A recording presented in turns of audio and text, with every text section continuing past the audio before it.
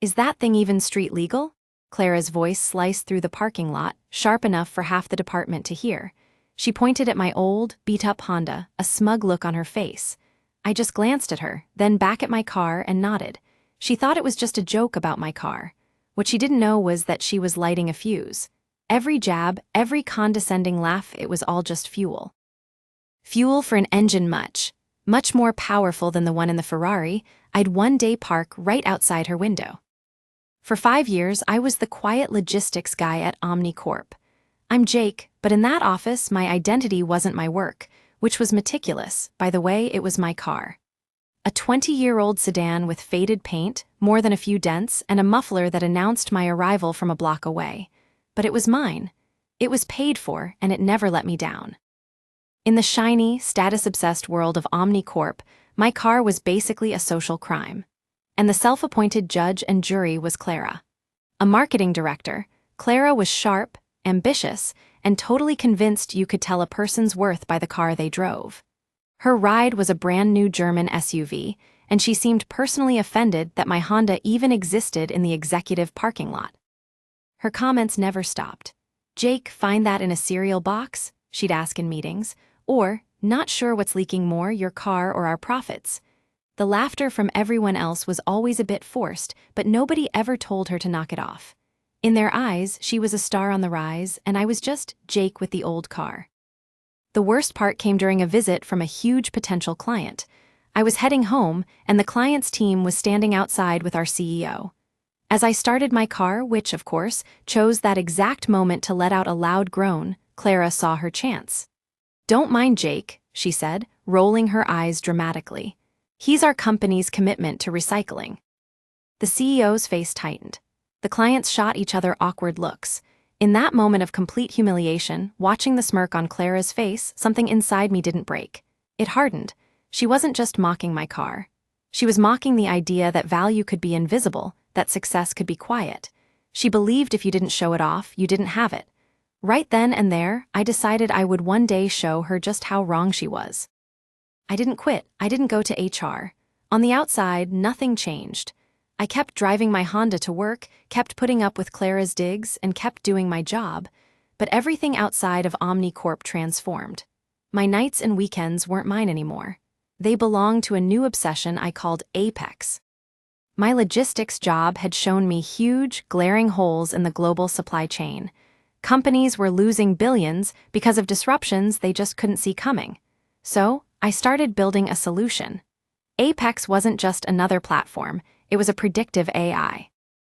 I taught myself to code, read every book I could find on machine learning, and built an algorithm that could analyze everything from weather patterns and political tensions to social media chatter to predict supply chain problems before they happened. My beat-up car became my secret weapon. It was a symbol of my focus. Every dollar I saved on a car payment went straight to server costs. Every fancy dinner I skipped was another night I spent tweaking the code.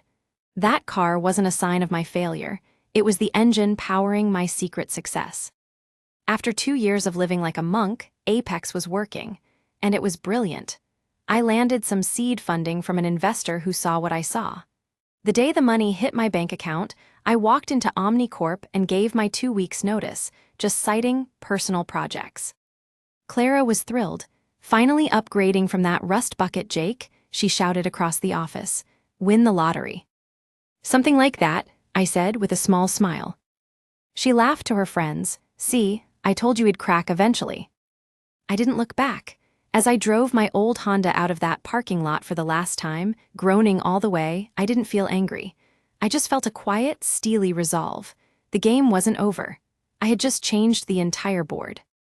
3 years passed. Apex Innovations, the company I started in my apartment, had become a quiet force in the tech world.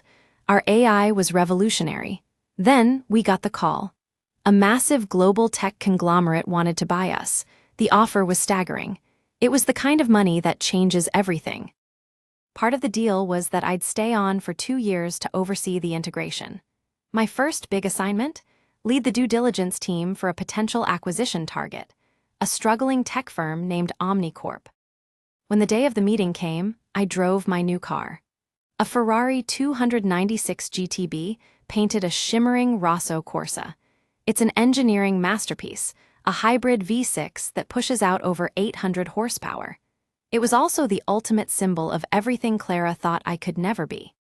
I pulled into the Omni Corp lot and parked in a visitor's spot, right in front of the main entrance, with a perfect view of the marketing department's windows. I saw a figure freeze at a window. I didn't need to see her face to know it was Clara. Walking into that lobby felt like a dream. The receptionist's eyes went wide. I wasn't quiet Jake from logistics anymore. I was Jake Sterling, executive strategist for the company deciding their fate. They led us to the main boardroom. The entire Omni Corp leadership team was there, the CEO and a very unnerved-looking Clara. Her face was pale, and she refused to meet my eyes. The meeting started with Omni Corp's pitch. Clara, trying to muster her old confidence, gave a slick presentation full of buzzwords and rosy projections. She talked about innovative marketing and a strong growth pipeline. When she finished, all eyes turned to me. The CEO of my conglomerate just nodded. "Mr. Sterling, your team has been analyzing OmniCorp's data with the Apex platform. What did you find?" I stood up. With one click, the main screen switched to the Apex interface, a brutal, beautiful wall of data. "Clara's presentation is compelling," I started, my voice perfectly calm. "Unfortunately, it doesn't match reality." I walked them through it. Apex's AI had flagged dozens of critical issues. It showed their so-called growth was built on short-term marketing gimmicks that had bled their profit margins dry. It exposed systemic logistics failures, causing massive customer churn, the very failures I tried to warn them about years ago. The data predicted a catastrophic supply chain collapse within 6 months. The room was dead silent. Clara stared at the screen, then at me, her face a mask of disbelief and horror. The numbers didn't lie. My platform was laying bare every secret, every failure, and every lie she had built her career on. I put up the final slide, a risk assessment.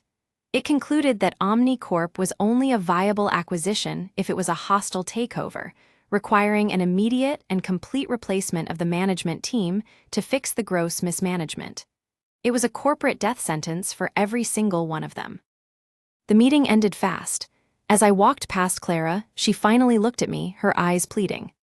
"You," she whispered, her voice cracking, "this was you." I paused and looked at her, not with anger but with a sad sense of finality. "No, Clara," I said softly, "this was you, you just never saw it coming." Walking out of that building, the afternoon sun glinted off the Ferrari's red paint. I didn't feel the rush of revenge I thought I would. The victory wasn't the car, or the money, or even watching her fail. The real victory was the work. It was in building something valuable, something that spoke for itself. The Ferrari wasn't a weapon, it was just a consequence. A beautiful, powerful consequence of years of quiet, hard work. Clara's mistake was never about underestimating my car. It was about underestimating me. She spent all those years looking at a rusty old Honda and seeing a failure, when all along, it was the very thing driving me toward a future she couldn't even imagine. As I got in and the engine roared to life, I knew this was never about proving her wrong. It was about proving myself right. If you believe true worth is measured by what you create, not what you own, hit that like button and subscribe for more stories where dedication wins. Let me know in the comments, what's the biggest thing someone has ever underestimated about you?